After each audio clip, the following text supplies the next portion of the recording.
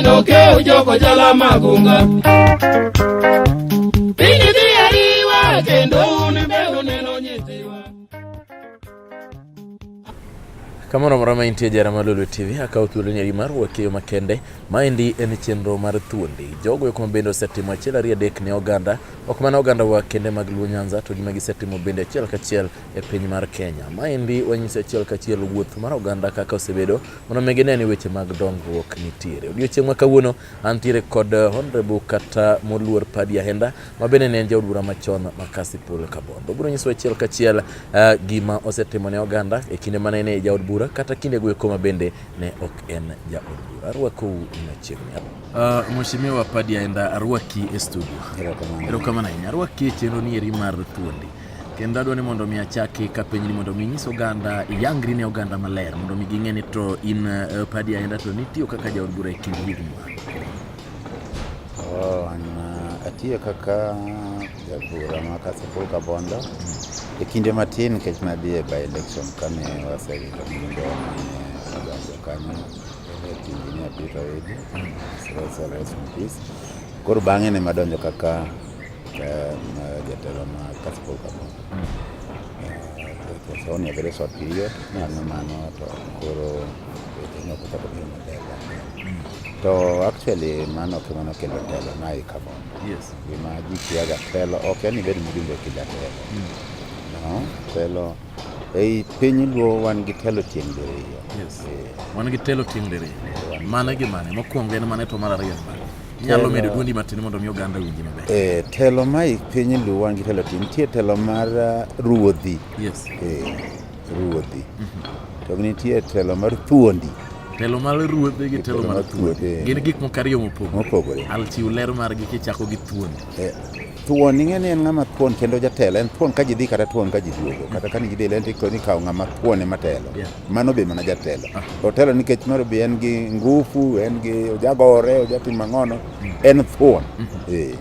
Omiyo nyalo bedo thuon nikech in gi ngufu mar telo. In gi ngufu mar goruok. In ema ka ji neni to wacho ni ma ng'ane monego telo. Ka wadhi e lweny, dwaro jatelo madhi e lweny bende otelo. Mano jatelo ma en thuon. Mano jatelo ma en thuon. Nitie telo mar ruoth. Ruoth ok in jagoruok. Ruoth en jambola. Aniyudo ka telo mar ruoth en ng'ama ma kata chiemo ni e lwete en orwako ji, omiyo ji chiemo. Ben be mana jatelo. Ni ka ng'ane ng'ane to ruotha. Ng'ane ruotha. Mano ng'ama jambola, ng'ama jahore. Ruoth ok oyudo ni in chief. No. Mano ok in chief. In ruoth. In mana ng'ama timne beyo. Iyudo ka ni ok in chief tinyo ka ji wacho ni ni ng'ane mawacho mache ruoth. To ok en ni en chief. En ruoth nikech jambola timbege beyo. Okonyo ji. So awacho an abedo jatelo kaka ruoth to kaka thuon. Mano miyo nyinga mar Medi ni winjo ga. Mana kanyo ero ka wadhi kanyo ero ne oganda mathoth luonge ni Hon.Paddy Medi. Nying mar Paddy Medi ni obiro nade? Ang'o mane imedo oganda? Ne en ang'o? Medi ni actually bende okan machako ji mano chako wach mar Medi. To jok ne ok amed ga kite, namedo pesa kagero piny. Nimedo pesa kigero piny? Onigero piny? Nagero piny. To nitiyo gi pesa? To natiyo gi pesa na. Omiyo nitie kuonde mo kinde machon chande ne igedo mana garambe. Karambe ni wanyalo go ma pesa rum te. Kata chake chiko gimoro moduogo kendo mondo wago. Ta nyalo wicho na koro kik waduogo garambe abiro medo pesa modong'. Ibiro medo. Koro kura mana dhi ko ji modo ni akodo ndo Paddy biro medo. And that is kaka nyinga mar Medi no wuo. Kamoro mo ge rambe ma ok wachope gol. Ani mano Paddy biro medo modong'. Mano Paddy biro medo modong'. Wadhi adhi wago rambe kata do bed mar school fees kodong'. Ani modongo Paddy biro medo. Andi ndi nabiro machaka Medi ko koro kulungara mabira bira na wacho ni na chiko chima kama tabiro kelo pesa makama. Tabira kanya tamedo manodongo. Mane kaka wach mar Medi no. Mane kuma nying mar Paddy Medi no wuoki. Ero kamera inya jatelo winjo nying no ero mar Medi kaka ne okelo donjo. Inyalo nyisowa matin ni ka warango siasa mar Kasipul Kabondo nikech ne en jaod bura kapod no riwe ne en Kasipul Kabondo. Inyalo wacho ni ne en siasa machalo nade kinde mane in jatelo kaka jaod? Anyalo wacho ni sani siasa opogore kabisa mabet inda wacho ni kar siasa manitie an kaka ng'ama ruoth enda ne timbe gatimbe ruoth ok timbe Thuondi. Telo ma Kasipul Kabondo or Kabondo Kasipul gi Kasipul kaka neno kaka kata kama duong' mana riwe chande. Tinde ji ok ng'i wach mar dongruok. dongruok moro mane wabiro kana nikech wan wabiro ni abiye gi maendeleo moro mondo ji onena nyalo gedo. Yes. Mane kaka ruoth bedo. Biro kelo gimoro mokonyogo jopiny. To siasa masani ok en mano. Gimie konyo jopiny ok dwa winjo. Jopiny dwaro man en ogonye machalo nade. Ng'ani ogonyo machalo nade. Omiyo inyalo yudo ni onge ng'ama okawe karwa nyaka generation marwa ni wuok e sin. To joma koro matindo be biro be ka over. To gimoro mane wadich mane wagedo go chama kata kapok abedo actually mjumbe. Awachi ni gik mang'eny magero e Kasipul Kabondo agero kapok abedo mjumbe. Agero mana ka abira nan kaka ng'ama ikonyo go piny timang'o. Bende mano miyo ji ne wacho ni Paddy tindi sekonjo piny ahinya koro bed ma jatelo. To sani ng'ato bira koa kuma ji kia kuma donje to biro to ng'iewo gino to donjo to bedo jatelo. Koro miyo to mane ma jopiny be dwaro bed nikech jopiny dwaro wach mar gonyano. Mane ma gidwaro. Kibiro ni dwa nyisogi ni gedo ni timo mano kendo koro gidwaro ok morgi. Ni biro gi project moro mane konyogi go. Mano gi kaka to gikoni ma ko kigonyo to be ok yudi. Nyiso ni sani koro jopiny othiro weche mag dongruok en mana gimo miye lwete. Mane modwaro. Weche mag dongruok sani orume Kasipul Kabondo kanyo kai wachna dwa confine Kasipul Kabondo the greater Kasipul Kabondo. Sani weche mag gedo urumo. And jotelo ma koro golo wigi minyalo neno ng'ane jatelo gin mana jogonyo. To gedo ma kinyalo penje ni okay in jatendwa Kasipul Kabondo kwa nyiswa achiel ariyo adek mondo misetimo Kabondo kuma nyalo neno. Ok ginyal siemoni. No ginyal siemoni. To gin jotelo ma ji dwaro. Nikech gonyo machalo nade. En pesa matin momiyo oganda chema sani koro lomboga. Ema koro lomboga. Omiyo gik mane wagero chon ka. Ema pod nitie nyaka sani. Onge mosemede manyien. To jatelo Paddy ni nyalo wacho ni ginang'o gini pod nyalo kono ne oganda mane weyo the greater Kasipul Kabondo kata kane poko obedo Kasipul to gi Kabondo. Ginang'o gini magada kiwuotho sani e gweng' ma Kasipul nyalo wacho ni oyo maendi misingi mana weyo kata mana chako kaka Paddy. Onge gima mora ka penjo mipenjo. Nang'o maseweyo Kasipul Kabondo. Onge skul mora e Kasipul Kabondo ma Paddy nokodhi gero. Chakre greater Kabondo Kasipul and Kasipul duto te. Skul mora midhiye nyingo Paddy nitie. Kidhiye dispensary mora nyingo Paddy nitie. Si nyithindo mane Paddy gone Grambi ka puonjo to ng'eny mok anyal kwan. An achiel kuom. Actually ito ini achiel kuom kata nyaka ge. An achiel kuom nyithindo mane ikonyo ma usomo. Osomo nyaka go badu wetegi ka be duto. Wetegi duto. Mana adieri ma ing'eyo kabisa kendo baba ni ohera kabisa wach mero. Omiyo ok anyal kwano ni mondo koro awach ni en ma. Anyalo mana penj nyisa moro miparo ni ok nagero. Mondo anyis kaka nagero. And higa mana ketona. And anyalo wacho ni kanyo to ji ok ne aneno. Chawi joluo gima aneno kuomwa. Ka ng'ato osewuok e sin. Kore ko beda hero. Kosewuok ke paro ni anane ne ber. Inano kata kaka Raila Odinga thagre nwa. Chi moro kata kaka Raila onge sin. Kore ka ji no ne ber ni kara wudo Odinga ne gore no machalo. Kapod Nyasaye omiye ngima no pod ng'ato ji ng'iye ma dhana. Anyalo wacho ni dine onge an. Nyithindo Kasipul Kabondo mang'eny ok do somo. To na biro gi project moro kanyo ma chako secondary schools. Kendo gino particularly Kabondo wa almost 90%. Adwaro ni all primary schools na chake secondary. Mandire Kabondo. And Kasipul be achako gi the same. Yes. All Kasipul Kabondo na adwaro ni all primary schools akete secondary. So since charity begins at home, na chake gi my sub location, adhiye my location, adhiye my division, kora adhiye the two divisions ma Kasipul gi Kabondo. Ominyalo ni Kabondo definitely nigi more secondary schools than Kasipul. Nikech gik mana kuonga timo ni all the secondary or primary schools nyaka chake secondary school. Bana chako secondary schools go mang'eny mokalo. In fact, sama wuyo kodi ni Kabondo alone. Ok inyal wuotho 2 kilometers kok yudo secondary. No. Nyaka yudi secondary. Manyalo dhi gi tiende 2 kilometers. That is the shortest. Inyalo wuotho ka yudo secondary. Tiparo nade jatelo Paddy ang'o ma samoro kelo nikech samoro ka nitiere weche mag yiero to wacho ni ka oganda wadhi yiero to kare gin jotelo mage ma gidwaro nikech gimomiyo wanyalo penji ma indie to ang'o momiyo kane koro chaki dok mondo mi oyieri to oganda koro ne oweyi tenge kata ne oketi tenge ang'o ma ne kelo pogruok en siasa mar gonyo koso ne oganda koro weyo weche mag dongo. oganda weche mag dongruok nikech mano miyo wacho koro be siasa masani maybe okane kao chike maber manyalo konyo jopiny nikech kidhi ni biro gi maendeleo to gidwa mi kura medi her ni kwara to kibiro ni chiwo pesa midwa golo e kibiro mi pesa midwa to ng'ama chalo an ahero maendeleo wach mar Paddy Medi na medo ka gero piny mana kaka wacho ni jane na medo piny na medo pesa agero go piny an mora malich mokalo mana kaka ipenja ka wuotho kata wacho ni gima kama na selos joma ni sani ojende masani video masani ok dwa nyiso ni siemo gima ni selos miya gima chamo sani gidwaro gima gichamo sani mane ka in jatend gima giloso madhi konyo gi mbele mano gidwa ng'eyo kata nja wuotho achako project moro market 100 million shillings mar schools apogo wuoche gi champat all primary schools 100 million 100 million naida momi 100 million makelo go wuoche kenda apogo gi sama pogo to gi mora to kata tieko to gikwan to nyithinde ma biro go ni kura odhi ogoni ta aparo ni ang'amo ko nyathini adongo konyi gipenji ka nyithindo go madhi koni madhi go nang'o nyithini miyo pato kimiyo gimoro ero kama na nyap nyime kod bedo kod jaod bura machon ma Kasipul Kabondo mano Paddy Ahenda ma bende nongere kada nying mar Paddy Medi osenyiso achiel ariyo adek manotimo ne oganda momiyo bende odiochieng' ma kono wantiere kod kaindi e chenro mar Thuondi wabro dhi ywe matin jatelo kaeto kwaduogo to wabro dhi nyime kod chenro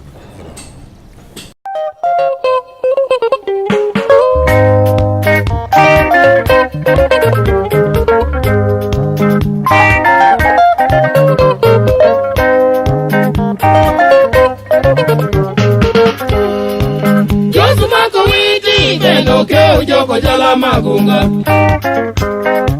Pini dhiariwa kendo unbe uneno nyithiwa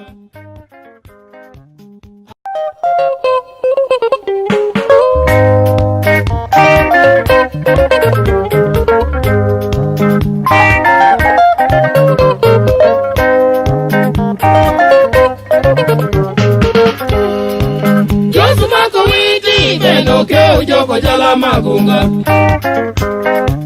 Pini dhiariwa kendo unbe uneno nyithiwa Kawachako duogo e thuolo mar ariyo adhi nyime e studio kaindi wantiere kod jatelo machon mane en jaod bura kata MP machon ma Kasipul Kabondo mano Paddy Medi Paddy Ahenda ma bende ne ong'ere kod nying mar Paddy Medi achakarwaki jatelo erokamano machiegni ahinya e studio jatelo ka wadhi nyime kod chenro ni eri mar Thuondi gima dondo mondo agombo penji mokwongo en ni e kinde mani bedo jaod bura omenda mane oyudo ang'eyo ni ne thin kata weche gi mag CDF ang'eyo ni bende ne CDF ne nitiere e kinde chande Well, ama bede no CDF ne nitie tanto ayude dichiel kende to ok ne en pesa mang'eny. En pesa matin. En pesa matin kabisa. Kendo na ayudo 6 million. 6 million. Yes. Ayude dichiel. Wacho ni maendi ne omiyo tiji obedo e yo machalo nade. Kech sani iri nitiere weche mosebedo kawuok kuom apis mar Auditor General ni jod bura ok ti kod omenda ni eri maber e weche mag dongruok. Nitiere projects ma giwacho ni gichako king'iyo to yudo ka gin projects ma nyawawa ma onge kata moko gichako to gitieko. Iparo ni ang'o matimore gi current leadership?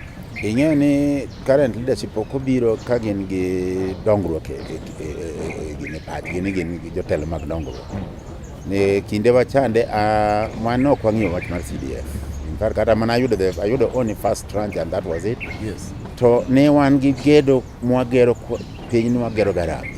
Yes. And CDF kobiro ne odwaro change ni mondo kigarambe mondo CDF okaw instead of Harambe. To jotelo manobiro mokawo kanyo ok nonene kamano. And iyudo ka seche moko ne gikata kaka pesa ni podri gotigo. Omiyo konyalo yudo ka gichako project moko ma kidhi e ground to kinegi to pesa to tiyo. Mano sekela chenro mang'eny ahinya moyo koro last parliament koro nyo loke CDF koro ok en mar constituency. Koro en man national. Nikech noyudo ka jo constituency tiyo kode marach. Koro the national government okawe gine makoro gitiyo kode ok nicho chope kinjiri inyalo ni gik mang'eny manoger garambe wakande yo kata notin to ne pesa tiyo kendo jo piny neno ne pesa mano wagola rambe cho ogeronwa gima kama kendo wantie manyalo wadhi neno to CDF to koketo pesa ti mang'eny to gima onyiso to tin ok nyalore omiyo koro pesa mar CDF mane bire kor gweng'ni jo piny nok ne ber ni ahinya maloyo kata matin manin kelo mar rambe cha to kaka Harambee no tito kotere ground tidhi bet kode manene gik manotimo ni Harambee nchwago kanyo dwe mancho kadho kwa biro to wasiemo gima nwadho atimo kato jopiny bende gimoro be nitie karka mar chuny dhano ni ka ruche ni e gimoro to gino ka okamare kendo onene ni onego orite nikech pesa ne nitie kanyo to pesa mar CDF cha biro to ruche moro onge kanyo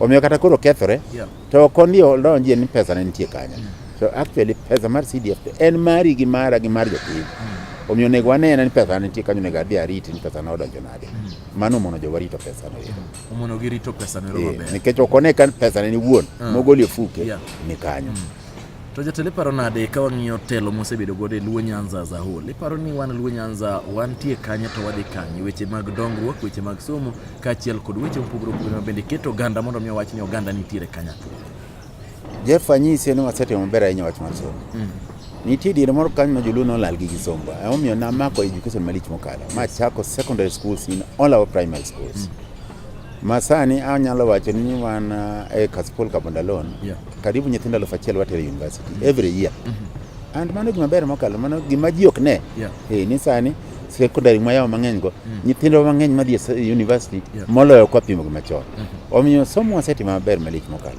gima rach ni job creation ni osebedo maonge wasegolo nyithindo mabeyo kabisa mosomo zaidi to kagibiro maloku to tije koro rumo kato tije mosebedo ka chiwa ne ni koko ong'eyi to kiyudo tije omiyo joma mabeyo malich madikoro bedo jok madongo dongo ok oyudo tije monego odhi gibedie tadwa koyoso program mari ni mar nyiso jopiny kata nyiso nyithiwa wachenji gimo mindset walok pachwa makikoro wang'e ni nyaka koro miya tije kadhi ati wabed jok manyalo loso tije wa kendo mondo wandik ji mano be nyalo timore wanyalo bedo employers that are being employees mondo jopiny walok wa change mindset marwa ma ok na soma ni katiko somo tidhi ndika Nairobi tindo ok ndike ji tije betilo duoge ground ka wane county kuondegi to e county kanyo bok nadhi mana ni ka governor nadhi dwaro tich nitie a lot of projects minyalo tim makonyo ji at county level omiyo en mana in the mindset kwa change our mindset to gino dhi timore paro nade kwa uwe sirikande mag gwenge molo kakoro waduoge magwa mantiere Luo Nyanza mano Migori Siaya Kisumu kod Homa Bay iparo ni bende osekonyo oganda wa nyaka nochak bedo ma Indian face mare marariyo kore kwa dhie face mare marariyo ing'en face mare mancho kuongo chande ncha nyalo wacho ni implementation gijancho opoji opoji everybody omiyo okanyal keta blanket blame ni jowa mancho timarego to sani koro wadhi kode tachiel ariyo adek to senene makik wachi ni ok nyal neno magik mane otimore bi chon pesa kata gi wacho ni pesa okwal pesa lalo pesa gi ne donga Nairobi kuno to bene kwalo gi ne okwane gi ground to sani okel gi kako kwal gi to kune mokwalo pesa ukendi okunyal ywago ni ng'ato kik ywag ni ng'ato mane an kaka nene ka okwalo gi to mokwalo pesa ukendo je omiyo gol pesa mokwalo go iger go ot kigero ot odino ero and development within the county yes to kiki kwale kuita kikele Nairobi koni mondo pesa circulate down kacha omiyo awacho ni waseti maber mokale wachino kendo devolution onge gima ber mosebiro ni Kenya kama lo devolution wachako chon malich mokalo kokiaga nwachake chon de moko ni nyare ko biro kana gini nwachako igni manene to no kune gima ne Raila neno mane omiyo gino budho nyaka sani devolution no start chon kabisa nwachake chon to kaka ne Raila okele ni bende kata mwatimo ni is not the 100% wande Raila dwaro Kenya lo paro de kanu waloso katiba gima ne watimo ni ne wana mwang'ado gawo to mane Raila dwaro chande ok wayuda 100% mano minyo wacho kanu wacho ni kata kadi bene wakawo sirikal twadhi loko gicha from 15% to 45% kakoro 15% matimo matin mwaneno ka to kodhi 45 to ok Kenya dhi lokore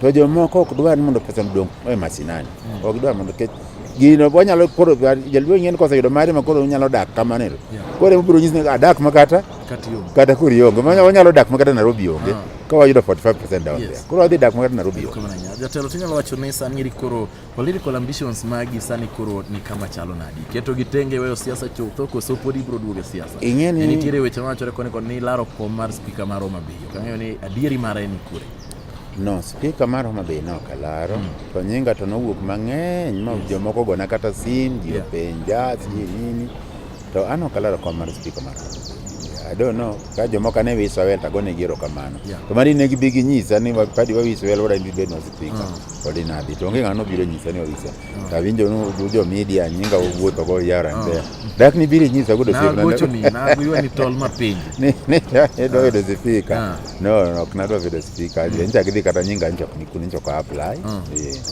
ya manyo giyero benyan man Nairobi kata winjo nyinga no baje ji mang'enyo penja mamoko ng'enyo gocho na bende moro ko ba nene print media kani ne na do video speaker to amora enya kane giwisha wel kane giwisha sani an a coordinator bencha an kata coordinator manyo gino mar presidential campaign team in Nyanza kan mani ngeyo ma an mancha wa organize and myself Gladys Wanga Dr. Buru to kod Bob Madanji would kisomo 14 manager kom no the mo appoint wa kaka coordinators magen Nyanza so man teach me for that year maybe kaka na tiyo that coordination maber ma deliver up to 98% mami jomoko ne dwaro kata na bi kanya bed ne gi speaker ma don't know kata kama ne gi para but due to our coordination in the presidential campaign team omiyo jo wa minimize more team away ki joka ni chung independent manego emano wane mono biro gi mono ni 6 piece ne okudwar jo independent no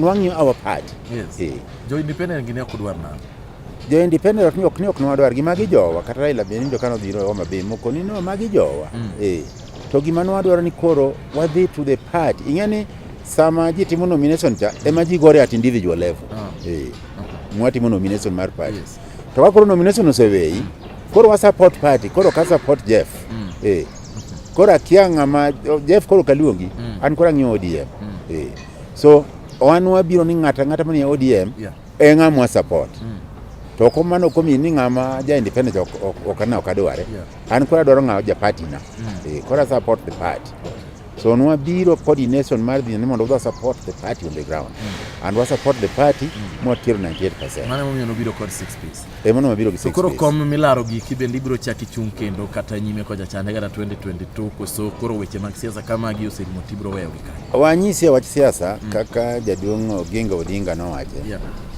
Everybody gin ja siasa kata inimi ni ja siasa level maji goye siasa motima ngo emopogore. Omiyo siasa ng'ato nyalo china na we siasa. In fact iwacho ni kai kata gi dhake ot to kikia siasa dhako we yawe siasa migo kode ot kayo mi udak ugo e level moro mugo e mane odukar kae then siasa nikech sama ng'ato dwaro gimoro to ng'ato dagi gimoro mano politics osechakore ema wang' nyaka mi uwinjre omiyo kanyalo koni siasa koro aweyo kia timore nade aja siasa and siasa the only thing ni elective position moro ni kia matadio year and all this emo ana koni kaka ng'iyo jothurwa moloyo jo Kasipul Kabondo siasa magoyo maybe kata ng'ato ncho kwani Paddy ino ne gibed ni go siasa America ok Kenya ka ke siasa mari program Kenya ka and I agree with that ke siasa mago sani koro okoyiena moda chung kata na dwaro gimoro elective post nikech anago siasa mar maendeleo to mano okudwar kora bia chung nango nikech an siasa mar maendeleo kadwa na bire kor gweng tabiro gimoro madwa na kony go jopiny makata manyolo nya biro gi that 100 million shillings monde kony go jopiny makete e su makpogo sus gi nyithindo gi sus and slippers adiaro adonjo gi skunde wagote mano okudwar koro ka gidwara na ting bendo kane kamora na ting 100 million taluongo ji tapogo kata 1000 each mondo dhi mondo tera ang'ena ng'iewo your conscience aben mano otama ka koro tama mano okadwa timonu to ko katimo nombe okibitera kala koro kika chungi ero kama no Paddy wachni mogik ne oganda wa sani ta gima nyalo wacho today ni en wachiko lweny malich mokalo ma wach Nyasaye mokelo by the way lweny mwachiko sani mar 17th October ni Nyasaye mokelonwa ok en maraga by the way maraga kata nene Chief Justice Nyasaye wuoyo gi ji even up to today koro banyisi mana Nyasaye wuoyo gi ji kata mana sani kata ka biro ka Nyasaye wuoyo koda mondo ji Nyasaye mano wuoyo gi maraga mondo mi wagini inyalo kase tomo kinyalo dhi kata kiwuotho kamoro to mtoka dwa gweto ng'ato ywayo kata ywayo ka Jeff mtoka dhi gweti idwa ni atho Paddy mane e Nyasaye. It is true ane Nyasaye at that time. Nyasaye obiro wuoyo koda through you, through me mondo wuo kodi. Okwani Jeff to kadwa nege ywaye.